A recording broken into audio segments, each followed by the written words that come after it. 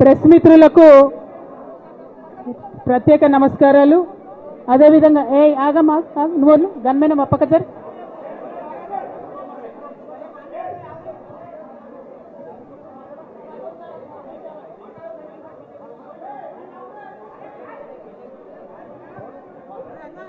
ఓకేనా మాట్లాడనా.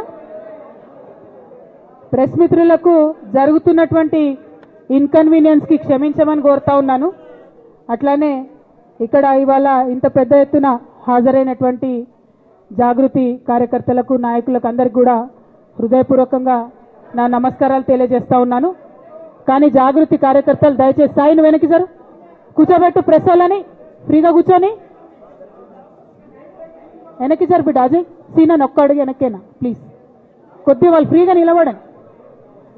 ప్రెస్ మిత్రులందరికీ కూడా ధన్యవాదాలు తెలియజేస్తా ఉన్నాను సమయం తీసుకొని ఈ పత్రికా సమావేశానికి వచ్చినందుకు. నిన్న మధ్యాహ్నం తర్వాత భారత రాష్ట్ర సమితి నుంచి ఒక ప్రకటన మీ అందరి ద్వారా నేను మీడియాలో చూడడం జరిగింది.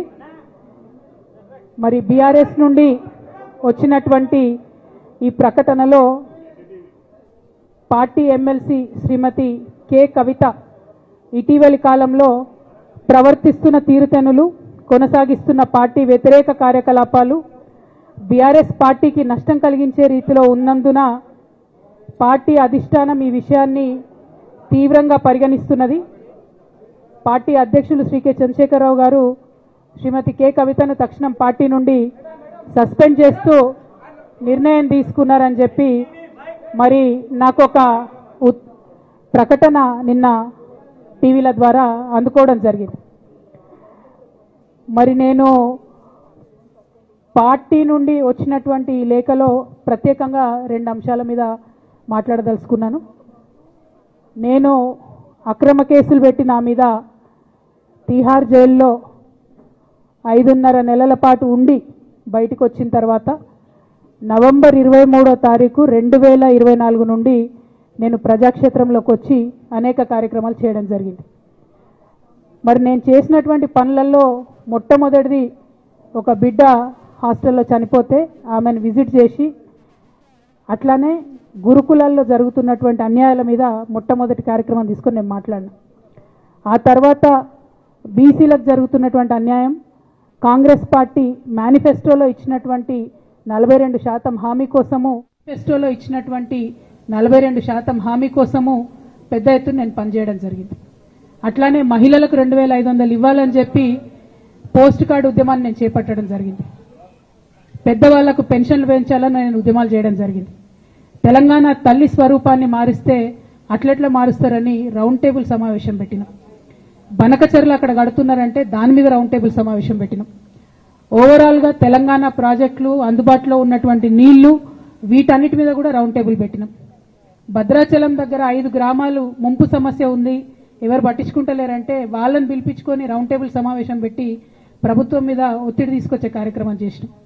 ముఖ్యమంత్రి గారి సొంత జిల్లా మహబూబ్ నగర్లో భూ నిర్వాసితులకు అన్యాయం జరుగుతుందంటే నారాయణపేట నియోజకవర్గం వెళ్ళి వాళ్ళకు మద్దతుగా మేము నిలబడి రావడం జరిగింది. అట్లానే 47 నియోజకవర్గాలలో బీఆర్ఎస్ కండువా బాజాప్తా కప్పుకొని, గులాబీ కండువా బాజాప్తా కప్పుకొని ఎక్కడికి పోతే అక్కడ రాహుల్ చంద్రశేఖర్ రెడ్డి గారిని రిక్వెస్ట్ చేసి భవన్ నుంచి అక్కడ ఉండేటటువంటి బీఆర్ఎస్ నాయకులకు అఫీషియల్ కమ్యూనికేషన్ చేపించి ప్రతి ఒక్క బీఆర్ఎస్ నాయకులకు, కార్యకర్తలకు మాట్లాడి ఆయా పర్యటనలకు వెళ్ళినప్పుడు అందరినీ కలుపుకొని బాజాప్తా గులాబీ కండువా వేసుకొని 47 నియోజకవర్గాలు నవంబర్ 23, 2024 నుండి ఈ రోజు వరకు నేను పర్యటన చేసి అనేక ప్రజా సమస్యల మీద మాట్లాడడం జరిగింది. మరి ఇవన్నీ పార్టీ వ్యతిరేక కార్యకలాపాలు అన్నది నాకు అర్థం కాలేదు. ఎట్లా వ్యతిరేక కార్యకలాపాలు అవుతాయన్నది కూడా ఒకసారి పార్టీ పెద్దలు పునరాలోచించుకోవాలని చెప్పి నేను రిక్వెస్ట్ చేస్తా ఉన్నాను. అదేవిధంగా మరి బీసీల కోసం నేను పోరాటం చేస్తుంటే అట్లెట్లా మాట్లాడుతుంది, ఇట్లెట్లా మాట్లాడుతుంది, పార్టీకి వ్యతిరేకంగా మాట్లాడుతుంది. అరే, నేను కాంగ్రెస్ పెద్దల మీద ఒత్తిడి తీసుకొస్తుంటే బీసీలకు 42% అమలు చేయాలంటే ఏది పడితే అది చిల్వల్ పల్వల్గా నా మీద రాపించడం, ప్రచారం చేయడం, చాలా దారుణమైనటువంటి పనులు పార్టీలో ఉన్నటువంటి కొందరు పని కట్టుకొని కత్తి కట్టుకొని నా మీద చేయడం జరిగింది. అట్లానే నేను ఒక మాట ఏమన్నా, సామాజిక తెలంగాణ సాధన కోసం నేను కట్టుబడి ఉన్నా అన్న. దానిలో తప్పేముంది? అసలు నాకు జన్మనిచ్చినటువంటి నా తండ్రి, ఈ ప్రాణాన్ని భిక్షగా ఇచ్చినటువంటి నా తండ్రి, ఆయన చిటికెన వేలు పట్టుకొని నేను ఓనమాలు నేర్చుకున్న ఉద్యమాలు ఎట్లా చేయాలని, ఆయన చిటికెల వేలు పట్టుకొని ప్రజలంటే ఏంది, ప్రజా సమస్యలు అంటే ఏంది, ఎందుకోసం దాని మీద గలమెత్తాలని చెప్పి నేను నేర్చుకున్నా. ఆ నాయకుడి స్ఫూర్తిగానే నేను సామాజిక తెలంగాణ మాట్లాడినా. భారతదేశం మొత్తంలో ఇన్ని రాష్ట్రాల్లో ముఖ్యమంత్రులు అయితే 75 ఏళ్ల స్వతంత్ర భారతదేశం, 79 ఏళ్ళు స్వతంత్ర భారతదేశంలో దళితులకి 3 ఎకరాల భూమి ఇస్తా అని చెప్పినటువంటి ఏకైక గొప్ప నాయకుడు కేసీఆర్ గారు. ఆయన దగ్గర నుంచే కదా నేను సామాజిక తెలంగాణ ఎజెండా నేర్చుకున్నది. బీసీలకు ఎవరు వృత్తి పనిదారులు ఉంటే వాళ్ళకి చేయూతనిస్తా అని చెప్పినటువంటి ఏకైక ముఖ్యమంత్రి కేసీఆర్ గారు. చెప్పినట్టుగా డబ్బులు ఇచ్చిండు కూడా.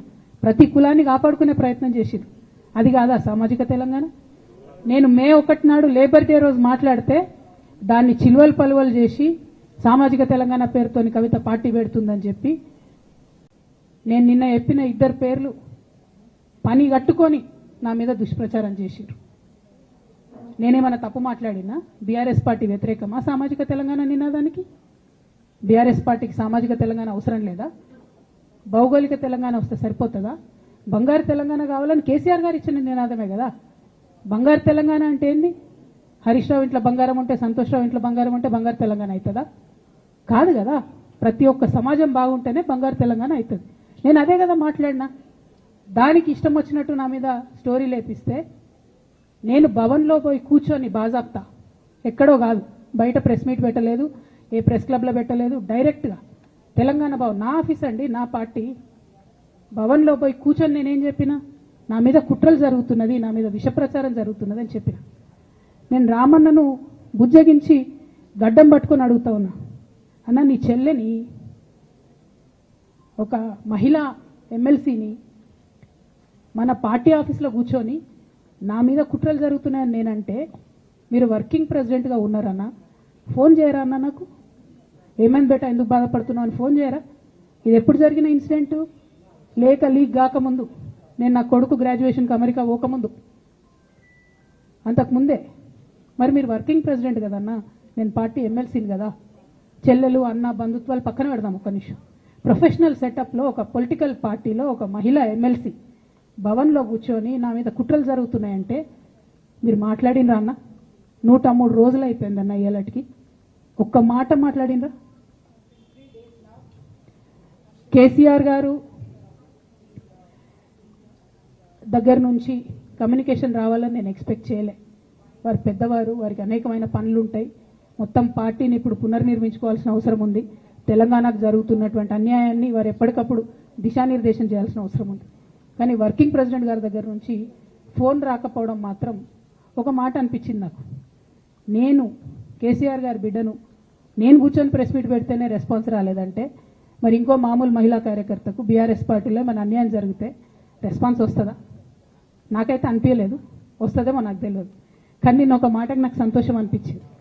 నాకు నోటీస్ రాగానే అక్కడ మహిళా ఎమ్మెల్సీలు కూర్చొని, మహిళలందరినీ కూర్చొని, ఫస్ట్ టైం అనుకుంటా భవన్లో 5 మహిళలు కూర్చొని ఇండిపెండెంట్గా ప్రెస్ మీట్ మాట్లాడింది. చాలా సంతోషం. ఇటువంటి అంతర్గత ప్రజాస్వామ్యం రావాలనే నేను కోరుకున్నా. మహిళలకు, ఎస్సీలకు, ఎస్టీలకు, బహుజనులకు కోటరీల అడ్డంకులు లేకుండా యాక్సెస్ రావాలి. అది మైక్కి యాక్సెస్ రావాలి, బాస్కి యాక్సెస్ రావాలనే నేను అనుకున్నా. అది జరిగింది. చాలా సంతోషం. నన్ను సస్పెండ్ చేసినాక అయినా పర్లేదు, కానీ జరిగింది. నిన్న మహిళలందరూ కూర్చొని మాట్లాడి నేనేమంటున్నా అంటే, కేసీఆర్ గారు, కేటీఆర్ గారు, నేను, మా కుటుంబం, మాది రక్త సంబంధం. పదవులు పోతేనో, పార్టీలకు వెళ్ళి సస్పెండ్ చేస్తేనో పోయేటటువంటి బంధం కాదు. కానీ ఎవరైతే వెస్టెడ్ ఇంట్రెస్ట్ ఉన్న పార్టీలు ఉంటారో, పార్టీలో ఉండి కేవలం డబ్బు సంపాదించుకోవాలనేటటువంటి ఒక ఆలోచనతో, వ్యక్తిగత లబ్ధి పొందాలనేటటువంటి ఆలోచనతో ఉన్నటువంటి వ్యక్తులు, వాళ్ళకి కావాల్సింది ఏంది? మేము ముగ్గురం కలిసి ఉండొద్దు, మా కుటుంబం బాగుండొద్దు, మా కుటుంబం విచ్ఛిన్నమైతేనే వాళ్ళకి అధికారం వస్తుంది. దాంట్లో భాగంగా ఇవాళ మొదటి స్టెప్ నన్ను బయటేసిరు పార్టీలకు వెళ్ళి. అది ఇక్కడితో ఆగదు.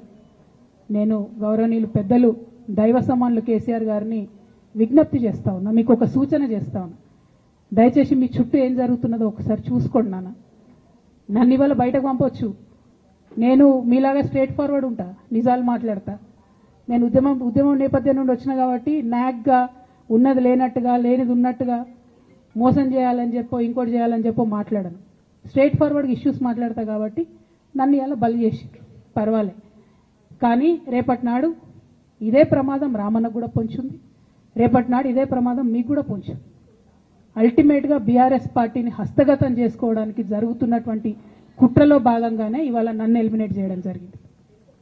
నేను ఇవాళ ఓపెన్గా అడుగుతా ఉన్నాను, హరీష్ రావు గారికి నేను సూటి ప్రశ్న వేస్తున్నా, ఈ రాష్ట్ర ముఖ్యమంత్రి రేవంత్ రెడ్డి గారు కూడా నేను సూటి ప్రశ్న వేస్తున్నా. నా మీద కుట్రలు ఎప్పటి నుండి ప్రారంభమైనాయి? ఎప్పుడైతే హరీష్ రావు గారు రేవంత్ రెడ్డి గారు ఒకే ఫ్లైట్లో హైదరాబాద్ నుండి ఢిల్లీకో, ఢిల్లీ నుండి హైదరాబాద్లో ఒకే ఫ్లైట్లో వాళ్ళిద్దరు ప్రయాణం చేసి వచ్చినప్పుడు హరీష్ రావు గారు రేవంత్ రెడ్డి గారి కాళ్ళు పట్టుకొని సరెండర్ అయినాక ఈ కుట్రలు స్టార్ట్ అయినాయి, నా మీద ఈ స్టోరీలు స్టార్ట్ అయినాయి, మా కుటుంబాన్ని విడగొట్టాలనేటటువంటి కుట్ర స్టార్ట్ అయింది. నేను ఛాలెంజ్ చేస్తా ఉన్నా, రేవంత్ రెడ్డి గారు మీరు చెప్పండి, ఆ ప్రయాణం జరిగిందా జరగలేదా? హరీష్ రావు గారు మీరు చెప్పండి, ఒకే ఫ్లైట్లో మీరు రేవంత్ రెడ్డి గారితో కలిసి వచ్చిండ్రా రాలేదా? ఆ తర్వాత నుండే నా మీద ఈ కుట్రలు జరుగుతున్నాయా లేదా? సరెండర్ అయింది మీరు. ప్రతి ఒక్క విషయంలో దాదాపు ఒక 7-8 ఇష్యూస్ ఉన్నాయి, ఇన్సిడెంట్స్ ఉన్నాయండి. అఫీషియల్ పిఆర్ఓ ట్వీట్ చేస్తాడు, Congress party official PRO tweet చేస్తాడు, ముఖ్యమంత్రి గారు పిఆర్ఓ, ఈ పాల వ్యాపారంలో అవినీతి జరిగిందని. తెల్లారి 2-3 పేపర్లలో వస్తుంది, 3వ రోజుకి మాయమైపోతుంది. అదే కేటీఆర్ గారినేమో 3 సార్లు విచారణ పేరుతో పిలిచి వేధిస్తారు. అంటే కేసీఆర్ కుటుంబం నికార్స్గా బరిగీసుకొని కాంగ్రెస్ పార్టీతో రేవంత్ రెడ్డి కొట్లాడుతున్నాం కాబట్టి మా మీదనేమో కుట్రలు జరుగుతాయి, మా మీదనేమో కేసులు పెడతారు. మీ మాత్రం 1 or 2 days హెడ్లైన్స్ వస్తే తర్వాత న్యూస్ గాయబవుతుంది. ఎన్ని జరగలే చెప్పండి హరీష్ రావు గారి విషయంలో? ఫస్ట్ పాల వ్యాపారం మీద ఏమొచ్చినాయి ఆరోపణలు? ఆనాడు బీఆర్ఎస్ పార్టీ గవర్నమెంట్లో SC ST BC హాస్టళ్లకు Harish Rao గారి పాల వ్యాపారం నుంచి పాలు సప్లై చేసిరనే ఆరోపణలు అయోధ్య రెడ్డి గారు ట్వీట్ చేసిరు. గతం 2 రోజులు పోయింది ఆరోపణ. ఎందుకు? సరెండర్. నెక్స్ట్ ఒక అభియోగం చేసిరు ముఖ్యమంత్రి గారు, రంగనాయక్ సాగర్ దగ్గర ఈయనకు ఫామ్ హౌస్ ఉంది, అది ప్రభుత్వ భూమి, కబ్జా చేసిందని. 1 day headline, 3rd day news గాయబ్. No case, nothing. కేటీఆర్ పరిస్థితి ఏంటి? ఎన్ని కేసులు పెట్టిరు కేటీఆర్ అన్న మీద? ఎన్నిసార్లు పిలిచిండు విచారణకు? ఇవన్నీ పక్కన పెడదాం, నిన్నటి లేటెస్ట్ ఇష్యూ మాట్లాడదాం. కాళేశ్వరం కానీ ఇంకోటి కానీ ఏ ప్రభుత్వంలో అయినా పొలిటికల్ పాలసీ చేసేవాళ్ళు, విధానపరమైన నిర్ణయాలు తీసుకునే వాళ్ళు ముఖ్యమంత్రులు ఉంటారు. కింద ఉన్నటువంటి మంత్రులు దాన్ని ఎగ్జిక్యూట్ చేయాలి. కేసీఆర్ గారు ఒక పాలసీ డెసిషన్ తీసుకున్నారు, నేను కాళేశ్వరం ప్రాజెక్టు కడతా, దానికి ఇన్ని డబ్బులు ఇస్తా అని. ఆనాడు మంత్రి ఎవరు? ఎగ్జిక్యూషన్ చేయాల్సింది ఎవరు? 2014 నుంచి 2018 వరకు తుమ్మిడిహెట్టి దగ్గర నుంచి మేడిగడ్డకు స్థలం మార్చినప్పుడు మంత్రి ఎవరు? ప్రాజెక్టులు డిసైడ్ చేసినప్పుడు మంత్రి ఎవరు? అన్ని మీటింగ్లు, టెక్నికల్ ఇష్యూస్ చూసుకోవాల్సింది ఎవరు? ఇవన్నీ రేవంత్ రెడ్డి గారు మాట్లాడారు. నేను మొత్తం అసెంబ్లీ స్పీచ్ చూడరు మీరు, వీళ్ళ మ్యాచ్ ఫిక్సింగ్ అనేది మీకు తెలిసిపోతుంది. ఏం మాట్లాడరు ఆయన. ఎంతసేపు కేసీఆర్ కాళేశ్వరం కట్టిండు, కేసీఆర్ కుటుంబం 1,00,000 కోట్లు తిన్నది. అరే 2007 నుంచి ఇప్పటివరకు కాళేశ్వరం 1,00,000 కోట్లు కూడా ఖర్చు కాలే. 1,00,000 కోట్లు ఖర్చు కాని ప్రాజెక్టులో 40 లక్షల ఎకరాలకు నీళ్ళియంగా కూడా 1,00,000 కోట్ల అవినీతి అయింది అంటారు రేవంత్ రెడ్డి గారు. దాన్ని మళ్ళీ ఓన్లీ కేసీఆర్ గారి గురించి చెప్తారు, హరీష్ రావు గారి గురించి మాట్లాడరు. ఎందుకంటే ఇంటర్నల్ అండర్స్టాండింగ్ ఉంది వీళ్ళిద్దరికి. నేను రామన్నను ఒకటే రిక్వెస్ట్ చేస్తున్నా, అన్న ఇవాళ మీతో బాగున్నట్టు వాళ్ళు నటించవచ్చు, హరీష్ అన్న కావచ్చు, సంతన్న కావచ్చు, కానీ వాళ్ళు మన మంచి కోరుకునే వాళ్ళు కాదు, వాళ్ళు తెలంగాణ ప్రజల మంచి కోరుకునే వాళ్ళు కాదు, వాళ్ళు కేసీఆర్ గారి మంచి కోరుకునే వాళ్ళు కాదు. వాళ్ళను మీరు దూరం పెట్టి రాజకీయంగా తెలంగాణ రాష్ట్ర సమితిలో ఇప్పుడు బీఆర్ఎస్లో పనిచేస్తున్నటువంటి హార్డ్ కోర్ కార్యకర్తలను దగ్గరికి తీసుకొని ప్రజా ఉద్యమాలు తీసుకొని ప్రజల దగ్గరికి పోతేనే మన పార్టీ బతుకుంటుంది, నాన్న పేరు బాగుంటుంది. ఇవాళ నాన్నకు సిబిఐ అనేటటువంటిది వచ్చిందంటే అది కేవలం హరీష్ రావు గారు, సంతోష్ రావు గారి అవినీతి వల్లనే వచ్చిందని మళ్ళొకసారి నేను గంటాపదంగా చెప్తున్నాను. ఇంకా గమ్మత్ ఏంటంటే ఇదే హరీష్ రావు గారు వాళ్ళ ఫాలోవర్స్ అంతా నిన్నటి నుంచి చెప్తున్నారు, హరీష్ అన్న చాలా కష్టపడ్డాడు, డే 1 నుంచి ఉన్నాడు అని. డే 1 నుంచి లేడండి, చాలా మంది రిపోర్టర్లకు తెలుసు, సీనియర్ రిపోర్టర్లకు. డే 1 నుంచి లేరు. పెద్దసారు టీడీపీ నుంచి బయటకు వస్తుంటే మామయ్య మనకెందుకు, డిప్యూటీ సీఎం మనం ఎందుకు రాజీనామా చేయాలి, ఈ ఉద్యమం ఏమవుతుందో ఈ పార్టీ ఏమవుతుందో మనకు రిస్క్ ఎందుకని ఆనాడు ఈనాడు పేపర్లో వచ్చింది. 1.5 కోటి తీసుకొని వ్యాపారం చేసుకుందామని హరీష్ రావు గారు ఎక్కడికో పోయిందని కూడా వచ్చింది. కటింగ్ కోసం వెతికిన దొరికినప్పుడు ఎప్పుడో ట్వీట్ చేస్తుందని నేను. బీఆర్ఎస్ పార్టీ ఆనాడు టీఆర్ఎస్ పార్టీ పెట్టినాక 9-10 నెలల తర్వాత వచ్చిన హరీష్ రావు గారు డే 1 నుంచి లేరు. నమ్మకం లేకుండా ఆయన పార్టీ నిలబడుతుందో ఉంటుందో పోతుందో అని. ఓకే అయిపోయింది. రాగానే సారు పెద్ద హృదయం కాబట్టి క్షమించిరు, దగ్గర తీసుకున్నారు, ఎమ్మెల్యే కాకముందే మంత్రి ఇచ్చిర్రు, అన్ని రకాలుగా ఆదరించిరు, అన్ని చేసిండ్రు. ఎప్పుడైతే పార్టీకి ఒక్క క్షణం చెడ్డ పేరు వచ్చిందో ఎక్కడ పోయిండండి ఈయన?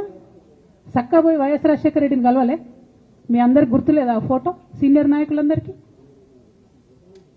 బాగా మాట్లాడతారు, అన్ని దగ్గర ఉన్నా, నేనే ఉన్నా, నేను ఎక్కడ లేను. నిన్న పాపం చాలా మంది ఈ కొత్త సోషల్ మీడియా పిల్లలు ఉన్నట్టు వాళ్ళకి హిస్టరీ తెలియదు అనుకుంటా, అందుకే చెప్తున్నా ఇవాళ.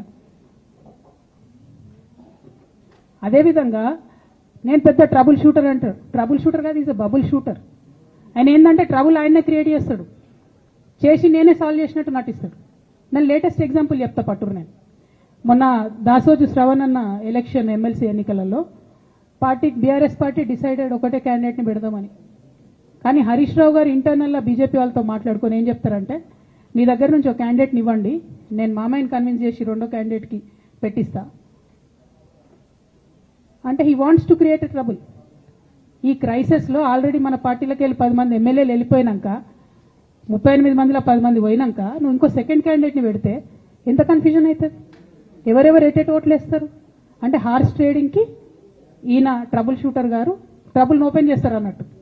నాకెందుకో లక్కీగా ఒక బీజేపీ ఎమ్మెల్యే గారు ఫోన్ చేసి, అక్క మరి పెద్దసారి పర్మిషన్ ఉందా హరీష్ అని ఇట్లా అంటున్నారంటే, నేను డైరెక్ట్గా పెద్దసారికే ఫోన్ చేసి నాన్న మరి ఇట్లా అంటున్నారు, మనం సెకండ్ క్యాండిడేట్కి పర్మిషన్ ఇస్తారంటే, nothing doing, only Shravan will get elected. ఎవరు చెప్పారు మీకు అంటారు. అంటే నేను ఆ విషయం వెంటనే అటువైపు కన్వే చేసిన, లేదండి మాకు అట్లాంటి ఆలోచన లేదు. ఎందుకు ఈ రీసెంట్ ఎగ్జాంపుల్ చెప్తున్నా ఇవాళ అంటే, హరీష్ రావు గారు ట్రబుల్ క్రియేట్ చేసి ట్రబుల్ని మాఫీ చేసినట్టుగా ప్రయత్నం చేస్తారు. బీఆర్ఎస్ కార్యకర్తలందరికీ నేను నా తమ్ముళ్ళకి రిక్వెస్ట్ చేసి చెప్తున్నా, మా చెల్లెలకు రిక్వెస్ట్ చేసి చెప్తున్నా, మీకు పెద్ద స్థాయిలో జరిగే అన్ని విషయాలు తెలియకుండా అందరూ మన వేలు విషయాలు అనుకుంటారు. మీ తప్పు కాదు, ఎందుకంటే కేసీఆర్ సార్ అంత ఓపెన్ మైండ్తో ఓపెన్ హార్ట్తో ఉంటారు కాబట్టి బీఆర్ఎస్లో ఉన్న అందరూ అట్లే ఉంటారు అనుకుంటారు. కానీ చాలా మందికి చాలా హిడెన్ ఎజెండాస్ ఉన్నాయి. ఓ పక్క కాంగ్రెస్తో కలిసి ఉన్నారు, ఇంకో పక్క బీజేపీతో మాట్లాడుతున్నారు, ఎటు ఎవరితోనో అవసరమైతే అటు మాట్లాడుతున్నారు. అదేవిధంగా 2018 ఎన్నికలలో హరీష్ రావు గారు 20-25 మంది ఎమ్మెల్యేలకు ఎన్నికలలో అడిషనల్ ఫండింగ్ ఇచ్చారు, పార్టీ ఇచ్చింది కాకుండా. ఏడికేలు వచ్చినాయి హరీష్ రావు గారికి అన్ని డబ్బులు? 100% కాళేశ్వరంలో జరిగిన అవినీతి నుంచి వచ్చిన డబ్బులే. ఆయన ఆలోచన ఏం చేసిందంటే, ఏమన్నా కొద్దిగా అటు ఇటు అవుతుందేమో రిజల్ట్, నా దగ్గర ఎమ్మెల్యేస్ ఉండాలని ఆలోచన చేశాను. నీకు అసలు అట్లాంటి ఆలోచన ఎందుకు వచ్చింది? నేను కట్టప్పలాంటోని కేసీఆర్ గారి దగ్గర ఉండేటోని అంటావు కదా, నీకేం అవసరం వచ్చింది ఎమ్మెల్యేస్కి సపరేట్గా ఫండింగ్ ఇవ్వడానికి? ఎవరికి తెలియదు అనుకుంటారా? ఇవి ఎవరు చెప్పారు అనుకుంటారా? ప్రతి ఒక్కరు చెప్తారు ఎమ్మెల్యేస్ ఓపెన్, నా పేర్లు కూడా తెలుసు, చెప్తే బాగుండదు, ఎమ్మెల్యేలు ఇబ్బంది పడతారు. నేను అనేది ఏంటంటే, 2009లో రామన్న సిరిసిల్ల ఎలక్షన్లో మా బంధువుకు సంబంధించిన వ్యక్తులతోని 60 లక్షల రూపాయలు పంపిన హరీష్ రావు గారు రామన్నను ఓడగొట్టడానికి. నిన్నగాక మొన్న ఒక వీడియో మీరు కూడా చూసి, ఒంటేరు ప్రతాప్ రెడ్డి గారిది, మీ మామయ్యను ఓడగొట్టమని ఎంతంటే అంత డబ్బులు ఇస్తా అని చెప్పిర్రని. ఓ పక్క కేసీఆర్ గారిని ఓడగొట్టాలి, ఓ పక్క కేటీఆర్ గారిని ఓడగొట్టాలి, నిజామాబాద్లో నా ఎంపీ సెగ్మెంట్లో అందరు ఎమ్మెల్యేలను మేనేజ్ చేయాలి, అందరిని మన కేసీఆర్ కుటుంబాన్ని ఓడగొట్టాలి, విచ్ఛిన్నం చేయాలి. కానీ కేసీఆర్ గారి పేరుతో వచ్చేటటువంటి బెనిఫిట్స్ మాత్రం అన్నీ కావాలి. మరి ఇటువంటి వారిని నా రిక్వెస్ట్ కేసీఆర్ గారితో కేటీఆర్ గారితో, వారిని మీ పక్కన పెట్టుకొని నిజం మాట్లాడే నన్ను బయటకు పంపితే మరి పార్టీ బాగుంటుందా? దయచేసి ఆలోచన చేసుకోండి. నేనేమంటున్నా రామన్న మిమ్మల్ని అంటే, నా మీద మీకు కోపం ఉండొచ్చు, నా మీద ఏముందో ఎవరేం చెప్పారో నాకు తెలియదు.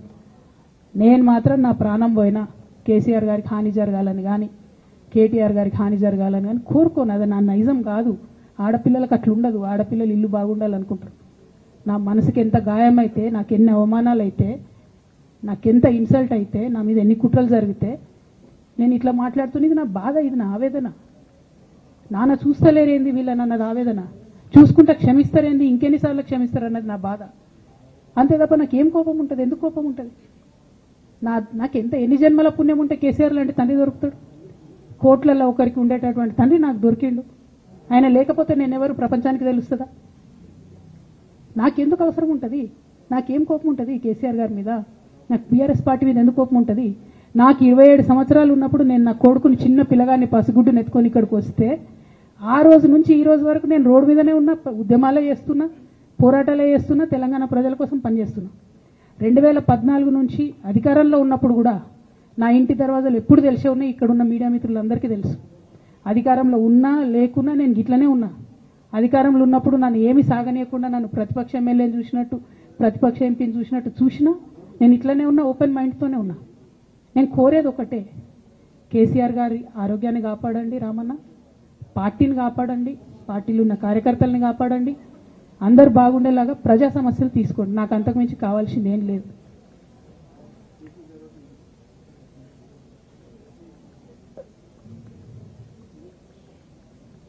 కానీ మొన్న అసెంబ్లీలో అర్ధరాత్రి దాకా పెట్టి రేవంత్ రెడ్డి గారు కేసీఆర్ గారిని తిడుతుంటే దయ్యాలు వేదాలు వాళ్ళు ఇస్తున్నట్టు అనిపించింది నాకైతే.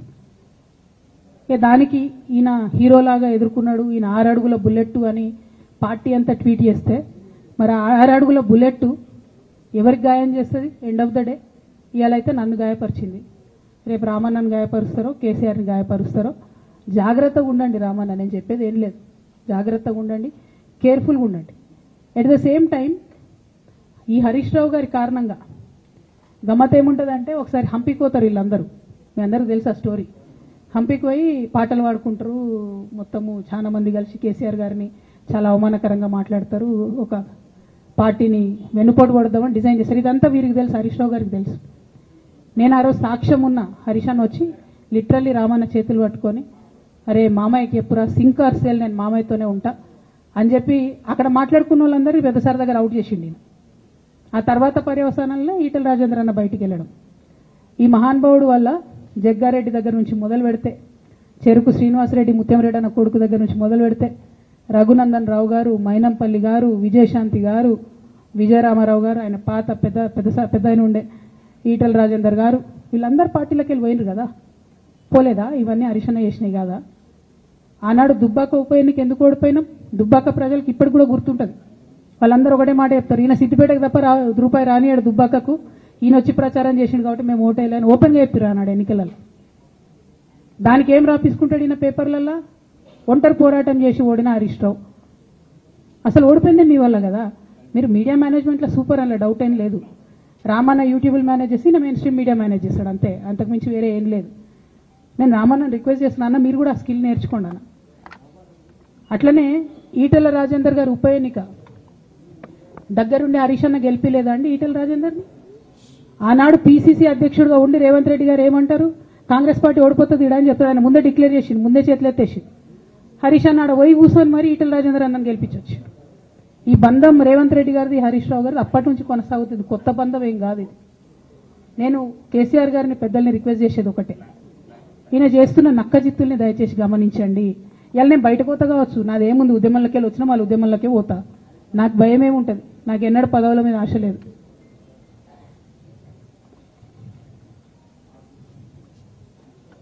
పార్టీ నుంచి వచ్చిన ఎమ్మెల్సీకి స్పీకర్ ఫార్మాట్లో చైర్మన్ గారికి నేను పంపుతా ఉన్నాను రాజీనామా పత్రాన్ని. అట్లానే బీఆర్ఎస్ పార్టీ ప్రాథమిక సభ్యత్వానికి కూడా గౌరవ పెద్దలు కేసీఆర్ గారికి రాజీనామాను పంపుతా ఉన్నాను. దీన్ని మన రావుల చంద్రశేఖర్ రెడ్డి గారికి తెలంగాణ భవన్కి వారికి నేను పంపుతా ఉన్నాను. ఎందుకు ఇవి ఇప్పుడే చూపించినా అంటే, పదవుల మీద నాకు ఎప్పుడు ఆశ లేదు. మేము ఉద్యమంలోకి వచ్చింది ఎందుకంటే మా నాన్న ఒక్కరు ఇంత ఒంటరి పోరాటం చేస్తున్నారు, ఎంత వీలైతే అంత ఆయనకు మద్దతు ఇవ్వాలని వచ్చినాం. ఆనాడు మేము ఉద్యమంలోకి వచ్చినప్పుడు పార్టీ అధికారంలోకి వచ్చే ఆస్కారమే లేకుండే, తెలంగాణ వస్తుందో రాదే అనే అనుమానాలు అంతటా ఉండే. మేము ఉద్యమంలో కొట్లాటలో లాఠీ దెబ్బలు తినడం కోసం, జైల్లోకి పోవడం కోసం ఆనాడు వచ్చినాం ఉద్యమంలోకి. అధికారంలోకి వస్తామనుకొని రాలే. రామన్నైనా నేనైనా కేవలం నాన్న కోసమే వచ్చినాం ఉద్యమంలోకి. అందుకే మా కుటుంబం మీద కుట్ర. ఈ కుట్రను గమనించమనే నేను మా కుటుంబాన్ని కోరుతా ఉన్నా. ఇక పెద్ద సార్కు నీడలాగా సంతోష్ రావు గారు ఉంటారు. ఇక సంతోష్ రావు గారి గురించి 2 నిమిషాలు చెప్తా, అంత పెద్ద సీనున్న మనిషి కాదు కానీ చెప్పాలి. ఎందుకంటే కూరల ఉప్పు ఎట్లుంటుంది ఈయన అట్లా అన్నట్టు. ప్రతి దాంట్లో చెడగొట్టడానికి కొంచెం ఉండాలి కదా అట్లాంటి వాడు. కాబట్టి చెప్పక తప్పదు ఈయన గురించి. చెప్పులో రాయి చెవులో జోరిగా అంటాం కదా అట్లాంటి టైపు. కాబట్టి ఖచ్చితంగా చెప్పాలి.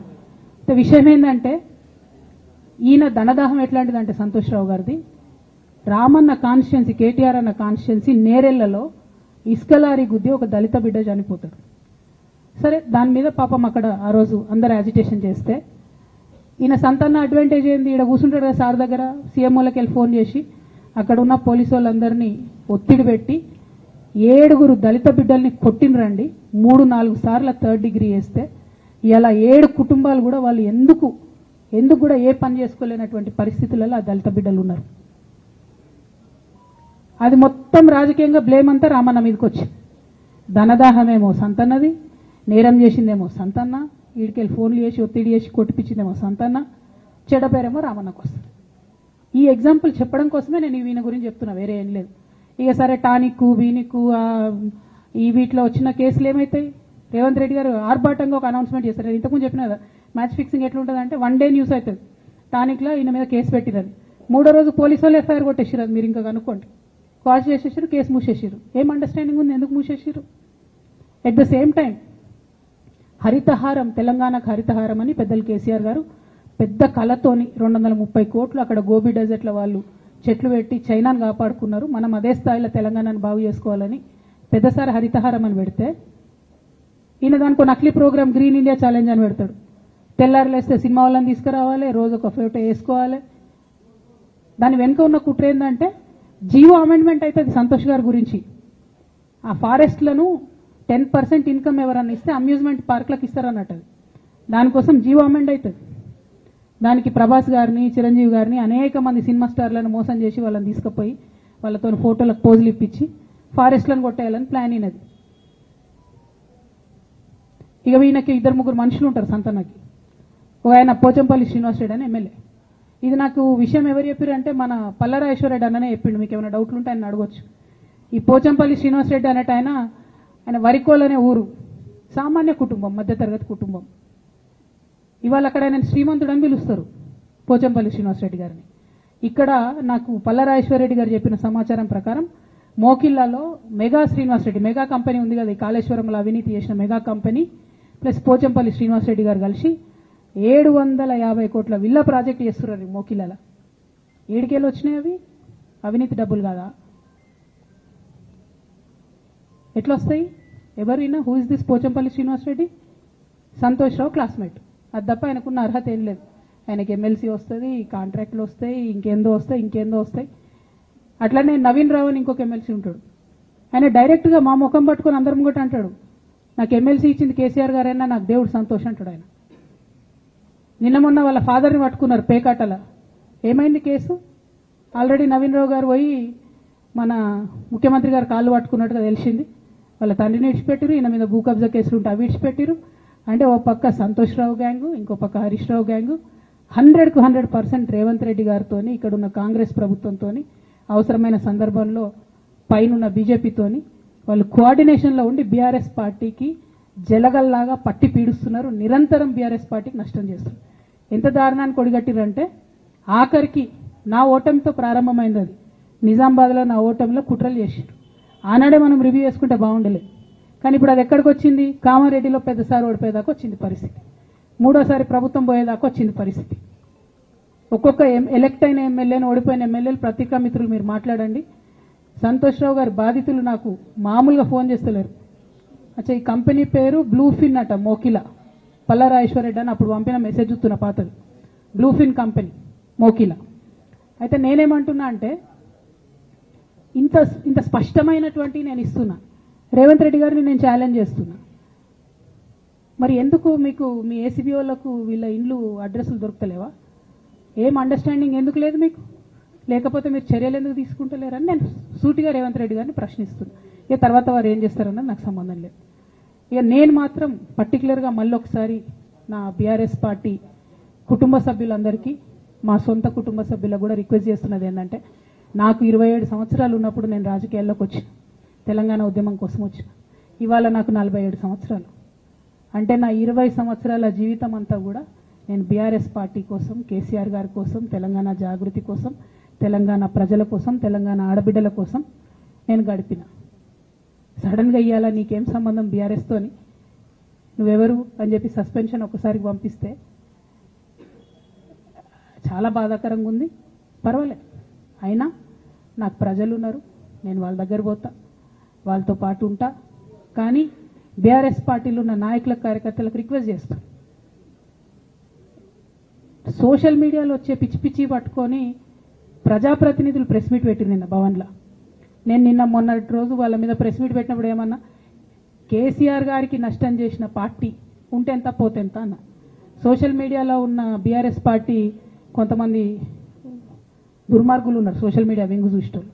వాళ్ళ ముంగట విషయం కట్ చేసారు, ఏది కేసీఆర్ గారికి నష్టం చేసిన అనే విషయం కట్ చేసి బీఆర్ఎస్ పార్టీ ఉంటెంత పోతెంత నేను అన్నా అని చెప్పి ప్రచారం చేస్తున్నారు. నాదే పార్టీ, బీఆర్ఎస్ పార్టీ. 20 ఏళ్ళు నేను కష్టపడ్డా. నేను తెలంగాణ జాగృతి పెట్టి ఇండిపెండెంట్గా పనిచేసినప్పుడు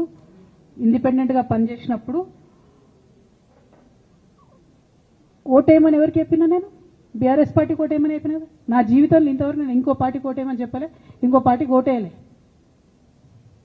ఎట్లయితే కంప్యూటర్లో హార్డ్వేర్ ఉంటుందో అది బీఆర్ఎస్ పార్టీ, సాఫ్ట్వేర్ తెలంగాణ జాగృతి. శరీరం బీఆర్ఎస్ పార్టీ అయితే ఆత్మ జాగృతిగా పనిచేసినాం, తెలంగాణ ఆత్మగా పనిచేసినాం. మేము తెలంగాణ ఆత్మగౌరవం కోసం పనిచేసినాం, తెలంగాణ ఆత్మగౌరవ ప్రతీకలైనటువంటి బతుకమ్మ బోనాలను నిలబెట్టడం కోసం పనిచేసినాం. ఆ కాంట్రిబ్యూషన్ ఏం లేదా? నేనేం చేయలేదు ఆ పార్టీకి. నిజామాబాద్లో చికెన్ గున్యా వచ్చి బాధపడుతుంటే గల్లీ గల్లీ గల్లీ తిరిగి 2018లో ఒక్కొక్క ఎమ్మెల్యేకు ఎంత తిరిగినా అన్నది అక్కడ నిజామాబాద్ ప్రజలకు తెలుసు. ఏం కాంట్రిబ్యూషన్ లేదా అన్నది? ఓన్లీ హరీష్ అన్నది, సంతనదే ఉన్నదా కాంట్రిబ్యూషన్? వీళ్ళు మేకవన్నే పులులు నాన్న, వీళ్ళు మీ ముంగట నటిస్తారు అంతే. బయట వాళ్ళ నిజస్వరూపం వేరేలాగా ఉంటుంది. యాజ్ అ డాటర్గా రిక్వెస్ట్ చేస్తున్నా, ఒకసారి ఆలోచన చేయండి వాళ్ళ గురించి. నాకేమొద్దు, నన్ను పార్టీలోకి వెళ్ళి సస్పెండ్ చేసి నో ప్రాబ్లం, కానీ వాళ్ళని పార్టీలో ఉంచుకుంటే పార్టీ ఎట్లుంటుంది అన్నది మీరు ఆలోచన చేసుకోండి.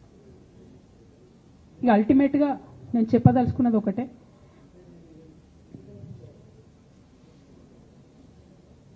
కలికాలం కాబట్టి అబద్ధాలు చెప్పేటోళ్ళది, మోసం చేసేటోళ్ళది నడుస్తుంది. టెంపరీగా వాళ్ళది నడుస్తున్నది, వాళ్ళది నడిచింది, విజయం సాధించారు కాబట్టి ఇవాళ సస్పెన్షన్ నాకు వచ్చింది. బట్ నేను ఇదివరకు చెప్పినా మళ్ళీ చెప్తున్నా, నేను కర్మ సిద్ధాంతాన్ని నమ్ముతా. ఖచ్చితంగా ఇంతకు ఇంత దేవుడు వాళ్ళకు అనుభవింపజేస్తాడు, అందులో ఏం ఆలోచించాల్సినటువంటి అవసరం లేదు. Thank you. జై తెలంగాణ, జై కేసీఆర్, జై తెలంగాణ, జై కేసీఆర్.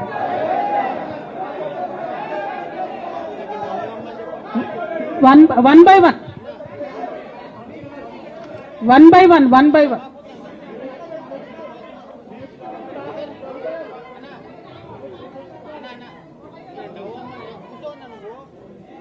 ఒక 1 మినిట్ హిందీలో చెప్పేసే అన్న, బయట నేషనల్ మీడియా మిత్రులందరూ అడుగుతున్నారు.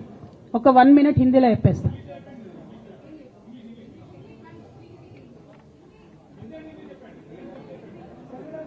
आज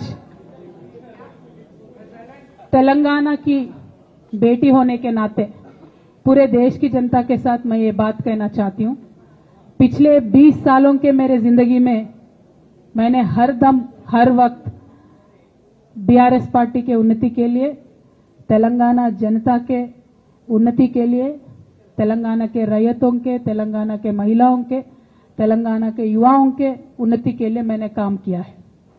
और इस पूरे 20 साल के जिंदगी में मैंने अपने लिए कभी कुछ नहीं मांगा है, लेकिन तेलंगाना की जनता ने, बीआरएस पार्टी ने मुझे बहुत प्यार दिया है.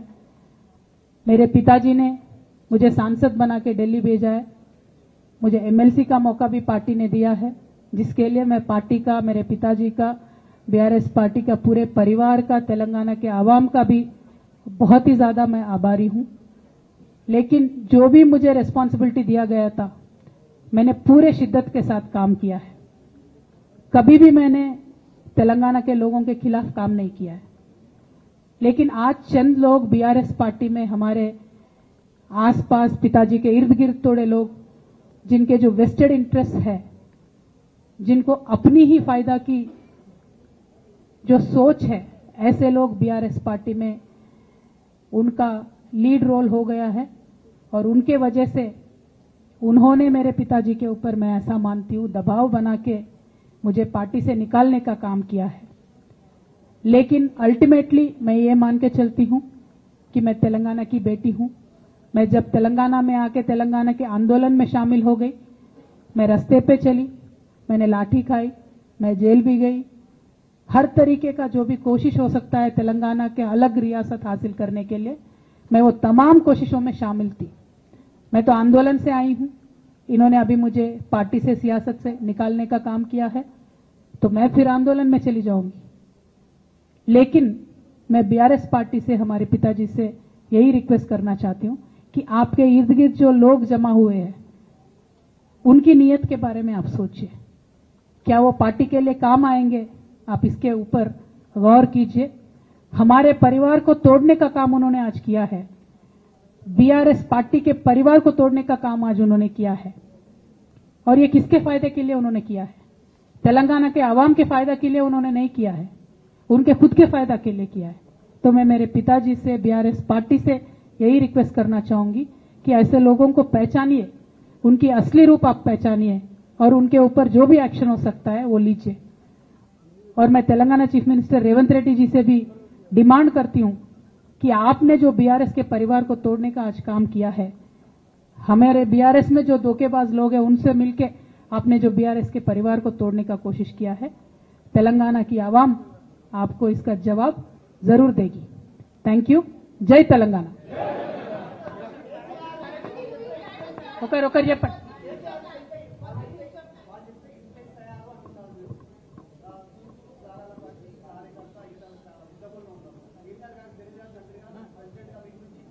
ఓకే, ఇంకా ఎవరైనా చెప్పండి.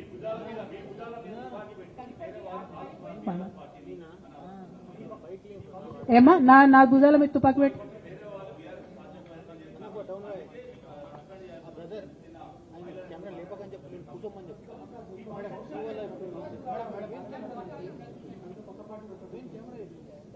Okay.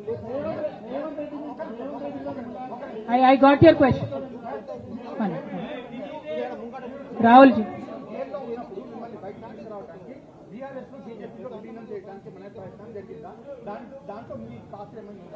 రాహుల్ గారు, మీరు పాత క్వశ్చన్ అడుగుతున్నారు. కొత్త ఇష్యూ ఏంది అని అంటే, బీఆర్ఎస్ పార్టీలో సస్పెన్షన్ లో ఖచ్చితంగా కేసీఆర్ గారి మీద ఒత్తిడి తీసుకొచ్చే ఈ సస్పెన్షన్ చేశారని నేను నమ్ముతా ఉన్నాను. ఒక్కొక్కసారి ఏమవుతుందంటే చిన్న చిన్న వ్యక్తులు బాగా నడుస్తుంది, పరిస్థితులు సందర్భాన్ని బట్టి పెద్ద పెద్ద వ్యక్తులు కూడా కొన్ని కఠినమైన నిర్ణయాలు తీసుకోవాల్సి వస్తుంది. కేసీఆర్ గారు ఈ నిర్ణయం ఎందుకు తీసుకున్నారో అని అడిగేంత పెద్దదాన్ని కానీ అంత రాజకీయ అనుభవం కానీ నాకు లేదు. సో వారు తీసుకున్నటువంటి నిర్ణయాన్ని నేను శిరసా వహిస్తాను. వారు ఎందుకు తీసుకున్నారో ఈ నిర్ణయం నాకు తెలియదు. కానీ నాకు ఒక సమస్య ఉంది, నేను రాసినటువంటి లెటర్ లీక్ అయిందని చెప్పి 100 రోజులైంది. ఆ సమస్య జరిగి 100 రోజులైంది. ఆ 100 రోజుల కన్నా ముందు కూడా నా మీద వివక్ష కొనసాగిందని వాళ్ళ నేను మీకు ఎగ్జాంపుల్స్తో సహా చెప్పే ప్రయత్నం చేశాను. ఆ 100 రోజుల నుంచి జరుగుతున్నటువంటి పరిణామాలను కూడా మీ అందరి ముందు పెట్టింది. ఈ 100 రోజులలో పార్టీ ఎప్పుడు కూడా నన్ను ఎక్స్ప్లెనేషన్ అడగలేదు. నిన్న నన్ను సస్పెండ్ చేసే ముందు కూడా నన్ను ఎక్స్ప్లెనేషన్ అడగలేదు. ఇంకా చెప్పిన కదా, విచిత్రమైన విషాదం ఏంటంటే సడన్ గా డిసిప్లినరీ కమిటీ పుట్టుకొచ్చింది. సడన్ గా ఈయన రవీంద్రరావు అంటే దాంట్లో సంతకం చేసిండు. ఆయననే సార్ని తిట్టిండు మళ్ళీ మొన్న ఎలక్షన్ ఓడిపోయినప్పుడు. సో ఈ అన్ని చూసి నాకేమనిపిస్తుందంటే చాలా ఒత్తిడిలో, చాలా ప్రెషర్ పెట్టి సార్తో చేపించారని నేను అనుకుంటున్నాను.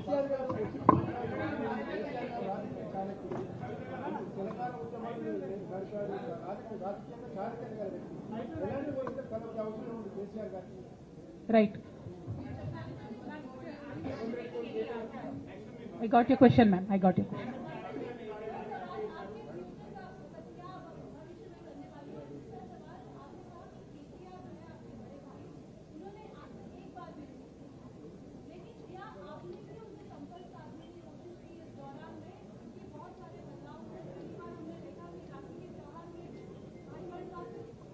నేనేమంటున్నా అంటే కేసీఆర్ గారి రాజకీయ పరిజ్ఞానాన్ని క్వశ్చన్ చేసేంత స్థాయి నాకు లేదు, అంత అవగాహన కూడా నాకు లేదు. కాకపోతే పెద్ద నాయకులు అనేక సందర్భాల్లో ఒత్తిడికి గురైనటువంటి విషయాలు చరిత్రలో మనం చూసినాం. ఇవాళ అదే జరిగిందని నేను భావిస్తున్నా. 1. 2, నేను ఈ లేఖ అనేటటువంటిది రిలీజ్ అయిన తర్వాత ఎప్పుడు కేసీఆర్ గారికి కొంచెం ఇబ్బంది జరిగినా, అది కాళేశ్వరం కమిషన్కి వారు పిలుపుకొచ్చినా, 2 సార్లు వారు యశోద హాస్పిటల్కి వచ్చినా, నా చిన్న కొడుకు అమెరికాకు తీసుకెళ్లే సందర్భమైనా నేనే వారి దగ్గర పోయినా. నాకేం బేషణం ఉంటుంది, ఆయన మా నాన్న కదా. నేను పోయిన తర్వాత ఈ దుష్ట చతుష్టయం ఏదైతే ఉన్నదో, ఈ ఇద్దరు 2 గ్యాంగులు ఏవైతే ఉన్నాయో అక్కడ జరగనిది జరిగినట్టుగా మీడియాలలో విచిత్రమైన వార్తలు రాపించారు. ఎంత ఘోరం అంటే, నేను నా కొడుకుని తీసుకపోతే నన్ను గన్మెన్లు రాలేదంట. జరుగుతుంది అని ఎక్కడన్నట్ల. ఇటువంటివన్నీ మెయిన్ స్ట్రీమ్ పత్రికలు రాస్తాయి. మరి విచిత్రం నాకు అర్థం కాదు. మెయిన్ స్ట్రీమ్ పత్రికలు అనేటటువంటి ఇట్లాంటి వార్తలు మరి ఆడ ఎవరు లేని కూడా లేరు. ఎవరు చెప్పిరు, ఎందుకు రాపిచ్చిరు? సో నేనేమంటున్నా అంటే, నేను ఎప్పుడు నాన్న దగ్గరికి వెళ్ళడానికి చూసినా కూడా మా మధ్య స్పర్ధ పెంచడానికి అనేకమైన వార్తలు రాపించి, అనేకమైన కుట్రలు ఈ గత 103 రోజులుగా కొనసాగుతూనే ఉన్నాయి నా మీద. కానీ అంతకుముందు కూడా జరిగినాయి అనేది నేను చెప్తున్నా. అందులో భాగంగానే రాఖీ రోజు కూడా ఒక 24 గంటల ముందే నేను అన్నకు కూడా మెసేజ్ పంపిన. అన్న రేపు రాఖీ ఉంది, నేను వచ్చి కడతాను, మీడియా లేకుండా వచ్చి కడతాననే మెసేజ్ పంపిన. బట్ అన్న బిజీగా ఉంటే ఎక్కడికో వెళ్ళిండ్రు, నేను అర్థం చేసుకున్నాను. అందుకే వెళ్ళి రాఖీ కట్టలేకపోయినాను. సో నేను నా వైపు నుంచి ఎక్కడ కూడా కమ్యూనికేషన్ చేయడానికి ప్రయత్నంలో లోపం జరగలేదు. అటువైపు నుండి కమ్యూనికేషన్ రాలేదు. నేను చెప్పాలనుకున్నవి, నేను ఎత్తుకున్న ప్రజా సమస్యలు ఈ 103 రోజులలో మీ ముందున్నాయి. అవి చేస్తూనే ఉన్నా. ఇక భవిష్యత్తుకు సంబంధించినటువంటి విషయం నేనేం ఆలోచించలేదు. ఎందుకోసం అంటే, నిన్న నోటీస్ రావడం అనేటటువంటిది డెఫినెట్గా నేను కొంచెం బాగా బాధపడ్డా. నాకెందుకు నోటీస్ వస్తుంది, మరి నా లేఖ లీక్ అయింది, లీక్ చేసింది ఎవరు అంటే చేసినటువంటి వ్యక్తుల మీద ఎందుకు విచారణ జరగలేదు అనేటటువంటిది ఖచ్చితంగా పార్టీ అంతర్గతంగా ఆలోచన చేసుకోవాలి. అంటే నన్ను ఏం మాట్లాడకుండా నన్ను డైరెక్ట్గా ఉరిదీస్తారు. నేను ఎవరి మీద అయితే కంప్లైంట్ చేసినో కనీసం వాళ్ళను అడిగినరా, అడగలేదా, చర్యలు తీసుకున్నారా, తీసుకోలేదా, ఏమీ చెప్పకపోతే, ఆ మాత్రం అంతర్గత ప్రజాస్వామ్యం లేకపోతే బయట ప్రజలకు మనం ఏం చెప్తామన్నది నా ప్రశ్న.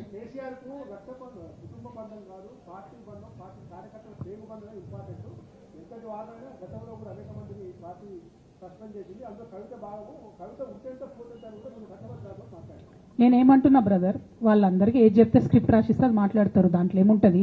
ఇప్పుడు పెద్ద సంఘటన జరగడం ఏంటిది, నన్ను పార్టీ నుండి విడగొట్టాలనేటటువంటి ఒక నిర్ణయం అది జరిగింది. జరిగిన తర్వాత ఇవన్నీ జరుగుతూనే ఉంటాయి, చిన్న చిన్న విషయాలు. అవంతా వ్యక్తులను సీరియస్గా తీసుకోవాల్సిన అవసరం లేదు. అల్టిమేట్గా నేనేమంటున్నా అంటే, నన్ను అడగకుండానే ఉరి తీశారు. కనీసం ఏమైంది అని కూడా అడగలేదు.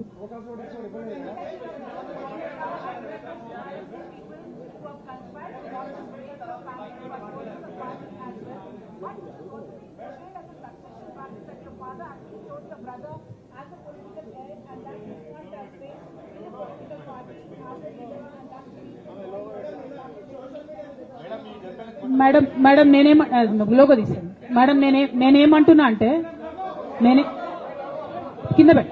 నేనేమంటున్నా అంటే, ఇప్పుడు ఈ నేను మాట్లాడే ప్రెస్ మీట్ చూస్తున్నటువంటి రాజకీయ నాయకులకు కావచ్చు, బీఆర్ఎస్ పార్టీకి సంబంధం లేని వ్యక్తులకు కావచ్చు, వాళ్ళకి ఇదొక ఎంటర్టైన్మెంట్, ఇదొక వార్త. కానీ నాకు నా లైఫ్, మా బీఆర్ఎస్ పార్టీ కార్యకర్తలకు వాళ్ళ లైఫ్. సో నేను చాలా తీవ్రమైనటువంటి బాధలో గంభీరంగా ఉండి మాట్లాడేటటువంటి ప్రయత్నం చేస్తున్నా. నేనేమంటున్నా అంటే ఎందుకంటే అది ప్రజలకు అనవసరం. అది నేను ఆ బాధను పంచుకుంటే మీరు తట్టుకోలేరు కూడా. నేను చాలా గట్టిదాన్ని, మొండిదాన్ని, దయ్యాన్ని కాబట్టి తట్టుకొని నిలబడ్డా. కానీ నా ప్లేస్లో వేరే వాళ్ళు ఉంటే తట్టుకోలేరు. సో కుటుంబంలో ఇంటర్నల్ విషయాలు నేను మాట్లాడతలేను. ఓన్లీ పొలిటికల్ ఇష్యూసే నేను మాట్లాడుతున్నా. పొలిటికల్గా నన్ను సైలెంట్ చేసి, నన్ను సస్పెండ్ చేసి, పార్టీకి అనుక్షణం నష్టం చేస్తున్న ఆ ఇద్దరు వ్యక్తులను, వారి గుంపును, వారి ముఠాను పార్టీ ఎట్లా మోస్తుంది అనేటటువంటిది నా ప్రశ్న. సరే, నిన్న మొన్న ఆ గుంపుకు సంబంధించిన వ్యక్తులు అన్ని చోట్ల నా ఫ్లెక్సీలు చింపేసి, నాకు దిష్టిబొమ్మలు, శవయాత్రలు ఎందెందో వేసిరట. ఈ ఉత్సాహం కేసీఆర్ గారి మీద సిబిఐ ఎంక్వైరీ చేస్తా అని రేవంత్ రెడ్డి గారు అన్నప్పుడు ఎక్కడ చచ్చిపోయింది ఆ ఉత్సాహం నేను అడుగుతా ఉన్నా. ఎందుకు చేయలే రేవంత్ రెడ్డి గారి దానాలు, దిష్టిబొమ్మలు ఎందుకు చేయలే? ఏం అండర్స్టాండింగ్ ఉంది మీకు? నా ప్రశ్న సింపుల్. నన్ను వ్యక్తిగతంగా ఏదో చేస్తారన్నది కాదు. నాకు నష్టం జరిగేదే లేదు. ఎందుకంటే ప్రజలు చూస్తున్నారు, ప్రజలు గమనిస్తున్నారు. తెలంగాణ ఆడబిడ్డలు తమ ఇంటి ఆడబిడ్డలుగా ఆదరించారు నన్ను. ఒక్కొక్కరు అడిగితే అర్థమవుతలేదు, ఏం అర్థమవుతలేదు.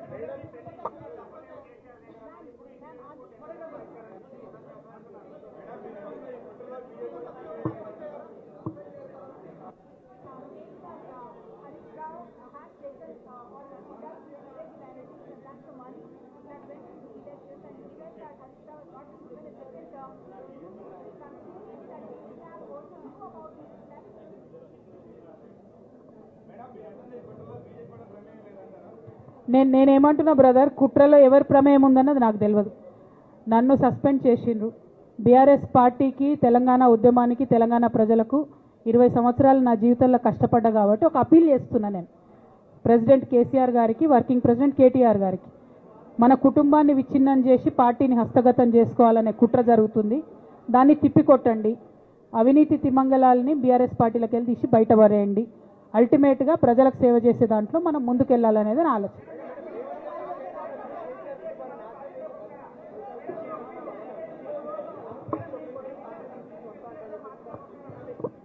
ఇక్కడ ఇంకో మాట చెప్పాలి బ్రదర్, నేను నిన్నటి నుంచి పేపర్లలో నేను ఈ పార్టీలో ఏరుతున్నా, ఆ పార్టీలో ఏరుతున్నా అని వచ్చింది. నేను ఏ పార్టీలో కూడా చేరను. నాకు ఏ పార్టీతో అవసరం లేదు. నేను ఫ్యూచర్లో ఏం చేయాలనే విషయం జాగృతి కార్యకర్తలతోని, తెలంగాణ మేధావులతోని, బీసీ బిడ్డలతోని, సామాజిక తెలంగాణ కోసం పనిచేసేటటువంటి అన్ని వర్గాల ప్రజలతోని, అందరితోని మాట్లాడిన తర్వాత నిర్ణయం తీసుకుంటా. కానీ తొందరపడి నిర్ణయం తీసుకునే అవసరం నాకు లేదు. 1, 2 ఏదో నిర్ణయం తీసుకోవాలనేటటువంటి విషయంతో నేను పనిచేయడం లేదు. జరిగినటువంటి పరిణామాలను ఒక్కొక్కటిగా ఎదుర్కొంటూ వస్తున్నాను. నిన్న జరిగినటువంటి పరిణామం చాలా కీలకమైనది, నా జీవితంలో అత్యంత ముఖ్యమైనటువంటి పరిణామం.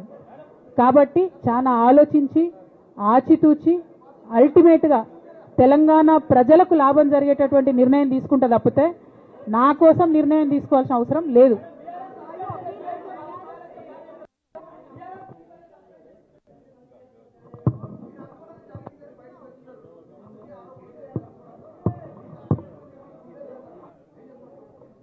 నాకెట్లా తెలుస్తుంది సస్పెన్షన్ గురించి? నాకైతే రేవంత్ రెడ్డికి ఉన్నట్టు అక్కడ దూతలు లేరు. అక్కడ సార్ సగం ఇడ్లీ తింటే బయటకు చెప్పేటటువంటి సిస్టమ్ నా దగ్గర లేదు. సో అక్కడ ఏం జరిగిందో నాకు తెలియదు, ఎవరు నా గురించి ఏం చెప్పారో నాకు తెలియదు. Ma'am, it is but natural. అమ్మతోని మాట్లాడకుండా ఎవరైనా ఉంటారా? First of all. Second of all, ఈ మొత్తం పరిణామంలో కూడా మా మాటకి దూరంగా బాధపడలేదు. పొలిటికల్ పొజిషన్స్ వస్తాయి పోతాయి, ఇవి వేస్ట్. ఇవి అమ్మలేని లోటు ఎవరు కూడా తీర్చలేరు. ఆ ఒక్క బాధ తప్ప ఇంకేం లేదు. ఇది మాత్రం నా ఇంటిగ్రిటీ నిరూపించుకోవడం కోసం నేను రాజీనామాలు చేస్తున్నా. నాకు పార్టీ వల్లనే ఎమ్మెల్సీ వచ్చింది, దానికి రాజీనామా చేస్తున్నా. నేను పార్టీకి నష్టం చేసినాను అని చెప్పి పార్టీ నాయకులు మా నాన్నగారు భావిస్తున్నారు కాబట్టి పార్టీ కూడా రిజైన్ చేస్తున్నా. కాలం నిర్ణయిస్తుందండి. షర్మిలతో పోలుస్తున్నారా, కేసీఆర్తో పోలుస్తున్నారా? కాలం నిర్ణయిస్తుంది. తొందర ఏం లేదు. నన్నేదో అవమానం చేయాలి, నన్నేదో అనాలి అని ఎవరు పడితే వాళ్ళు మాట్లాడే అడ్డమైన మాటలకు సమాధానం చెప్పాల్సిన అవసరం కూడా లేదు.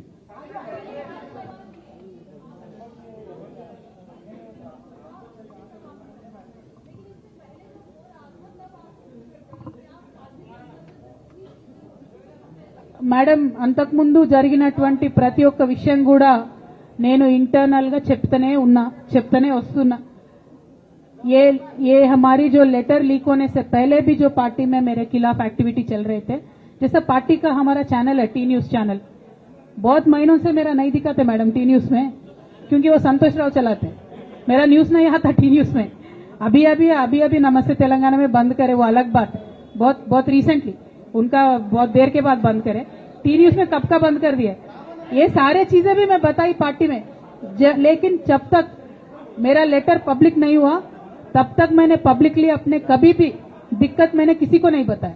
जब लेटर उन्होंने खुद पब्लिक किया तो मुझे मजबूर होकर आज बात करना पड़ रहा है. ఏమో ఒక్క నిమిషం మా నిజామాబాద్ బిడ్డ ఏదో అడుగుతాను. ఒక్క నిమిషం చెప్పరా.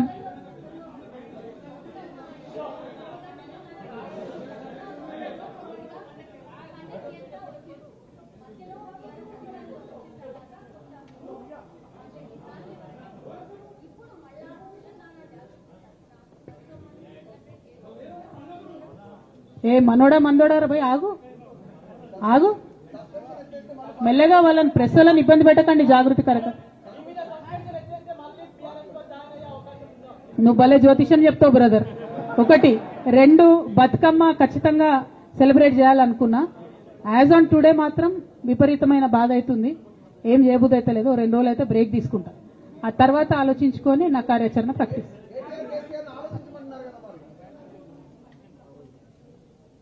Madam, not couple, more than 20.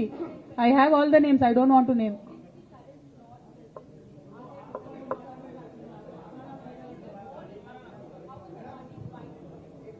I don't have that. Madam, I have a lot of information. But I don't believe it is the right time to expose all that. There is a lot many more interactions that we will have in future. If necessary, I'll certainly let that information out. Today, my simple appeal